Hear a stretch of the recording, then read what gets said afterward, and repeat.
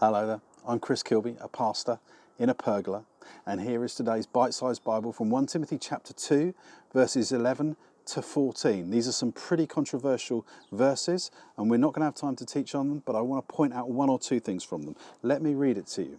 Paul says this: "A woman should learn in quietness and full submission. I do not permit a woman to teach or have authority over a man. She must first be silent, for Adam was formed first, then Eve. And Adam was not the one deceived, it was the woman who was deceived and became a sinner." I want to talk to you this morning about beautiful difference.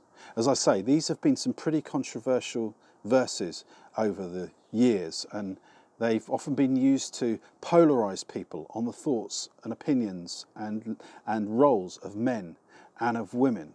And controversy always tends to polarize people. It sends people into corners. It divides people. Whatever ism it might be, it always divides people. One of my friends once said, all isms are prisms. They always split and divide. But what these verses point to is something beautiful that is worth celebrating. Our beautiful difference. You see, as men and as women, we have been created beautifully, but we have also been created differently. And both our beauty and our difference is something to celebrate, because we are better together, because we bring our various differences to one another and we actually end up complementing one another. And I want you to understand, this isn't just a female-male thing. Wherever we've got differences, there is an opportunity for blessing. So this could be a young-old thing. Young people bring a different set of energies to old people when it comes to the things of God. It could be a black-white thing.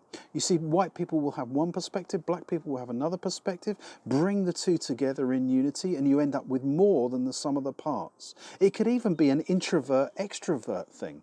Some of us think internally and then process and then come out with gems. Others of us speak out what we're thinking. And when the two of them come together, the beauty is that the different gifts complement one another and bring about a better conclusion.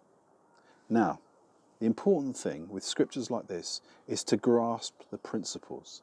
And the principles are these. God created us well. When he made men and women, he said in few words, "It is very good." He was pleased with what he'd done. So we've been created well. We've also been created equal. The scriptures are clear. Male and female, he created them. We have an equality in creation. But we all have something different to bring to the party. And that beautiful difference between men and women, young and old, black and white, introvert, extrovert, coming together to complement one another is what best portrays the manifold wisdom of God.